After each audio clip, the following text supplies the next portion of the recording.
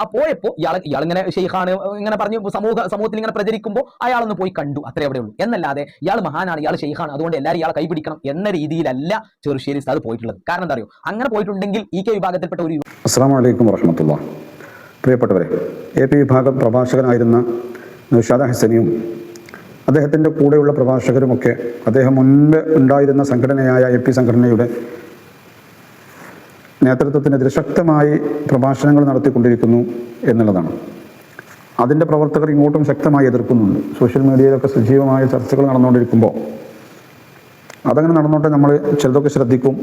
അവർ ഒരു ഷെയ്ഖിനെയൊക്കെ വിമർശിക്കുന്നതായിട്ട് കണ്ടു. ഷെയ്ഖാണെന്ന് നൗഷാദ് ഹസനിയും അവരുടെ കൂട്ടുകാരുമൊക്കെ പറയുന്നു, മറ്റുള്ളവർ ഷെയ്ഖ് അല്ല എന്ന് പറയുന്നു.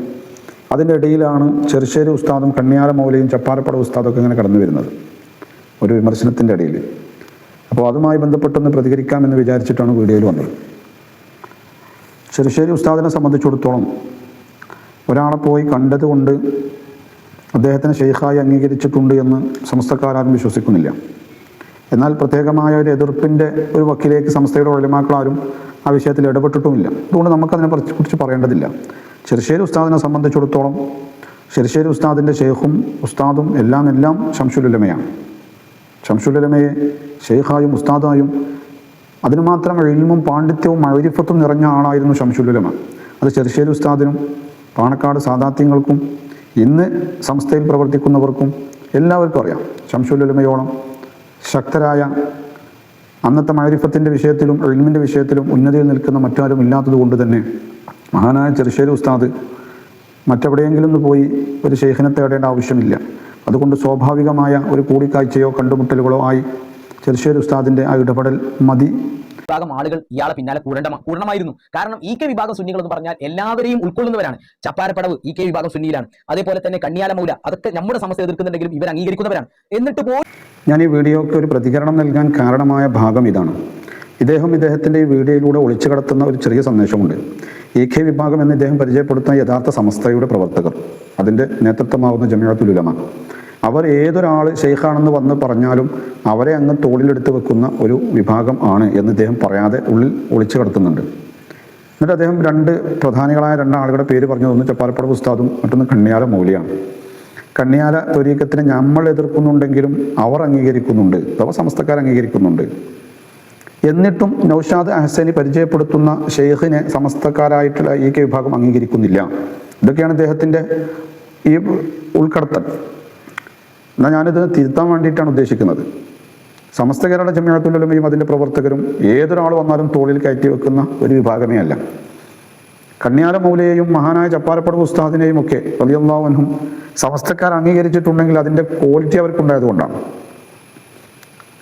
ഒന്നുകൂടി വ്യക്തമായി പറഞ്ഞാൽ AP വിഭാഗം കാന്തപുരം AP അബൂബക്കർ മുസ്ലിയാർക്ക് പഴച്ച ഒരു വലിയ പിഴവെന്ന് പറഞ്ഞാൽ മഹാന്മാരായ ആളുകളെ എതിർത്തത് തന്നെയാണ്. അത് ഒന്നാമത്തെ ശംസുൽ ഉലമയും കണ്ണിയാല മൗലിയൊക്കെ അതിൽ വരും റളിയല്ലാഹു അൻഹു.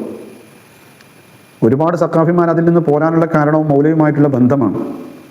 എന്തിനേറെ പറയുന്നു, താനാളൂരിലുള്ള അബ്ദു മുസ്ലിയാർ കണ്ണിയാല മൗലയിൽ നിന്ന് കിട്ടേണ്ടതൊക്കെ കിട്ടിയ ആളാണ്. കാന്തപുരം AP അബൂബക്കർ മുസ്ലിയാരും കണ്ണിയാല മൗല റളിയല്ലാഹു അൻഹു ഹദ്റത്തിൽ ഒന്ന് കിട്ടാതെ തിരിച്ചു പോയതാണ്. ഇതൊക്കെ കുറേ ആളുകളോടും ചോദിച്ചാൽ കൃത്യമായും വ്യക്തമായും മനസ്സിലാക്കാൻ കഴിയും. അപ്പം നിങ്ങളൊക്കെ കാടടച്ച് വെടിവെക്കുന്ന ഒരു രീതി AP വിഭാഗം ആളുകൾക്കുണ്ട്. അതുകൊണ്ട് സമസ്തക്കാരായിട്ടുള്ള ആളുകൾ നൗഷാദ് ഹസനിയെ അവരുടെ പിന്നാലെ പോയി എന്നൊന്നുമല്ല. നിങ്ങൾ പറഞ്ഞ ചില വിഷയങ്ങളോട് ഞങ്ങൾ യോജിക്കുന്നുണ്ട്. ആ വിഷയമാണ് ഞാൻ നേരത്തെ അംഗീകരിച്ചത്. മഹാനായ ചെറുശ്ശേരി ഉസ്താദ് ഒരാളുടെ കൈ പിടിച്ചെന്ന് വിചാരിച്ച് ചെറുശ്ശേരി ഉസ്താദിന് ശംസുൽ ഉലമയെ മതി, അതിന് മാത്രം കൊടുക്കാനും കിട്ടാനുമൊക്കെ വളരെ പ്രാപ്തനായ മനുഷ്യനാണ്, ആലിമാണ്, ആരിഫാണ് ശംസുൽ ഉലമ എന്ന് നേരത്തെ പറഞ്ഞു.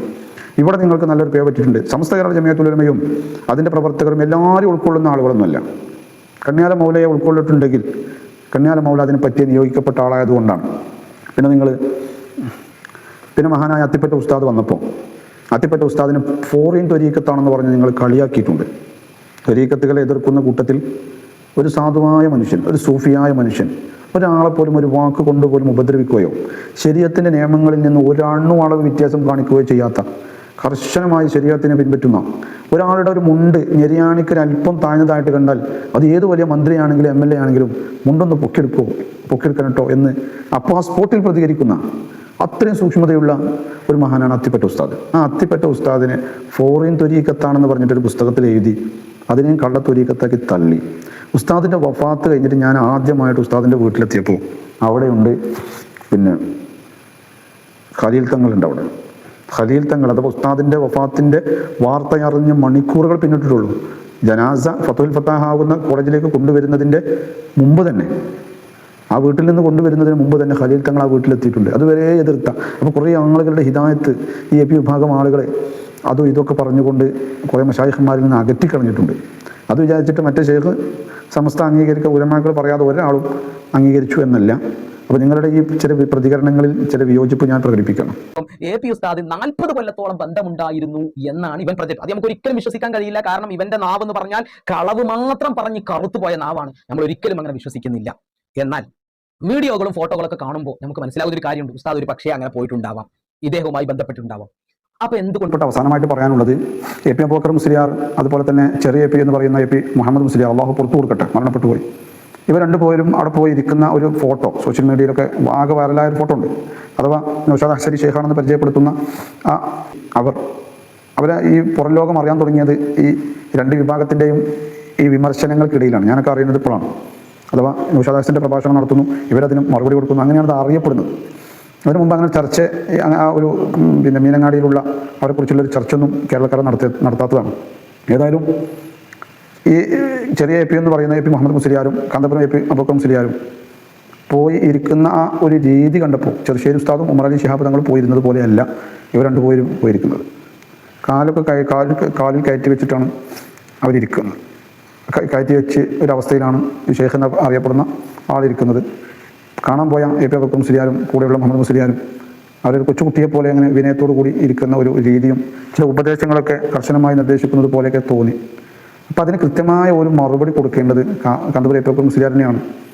അതോടുകൂടി തീരുന്നതല്ല ഈ പ്രശ്നം. നമ്മൾ സോഷ്യൽ മീഡിയയിലിട്ട് അങ്ങോട്ടും ഇങ്ങോട്ടും കുറേ പറയുന്നതിന് പകരം ഹയാത്തിലുള്ള AP അബൂബക്കർ മുസ്ലിയാറിനെ എനിക്ക് തെറ്റ് പറ്റിയിട്ടുണ്ട് എന്ന് പറയലല്ലേ അതിൻ്റെ ഏറ്റവും ഉത്തമമായ, അതുകൊണ്ട് പറയുന്നില്ല. അത് ഞാൻ മാത്രമല്ല, നൗഷാദ് ഹസൻ അടക്കമുള്ളവർ ഇത് ചോദിക്കുന്നുണ്ട് എന്നാണ് ഞാൻ മനസ്സിലാക്കുന്നത്.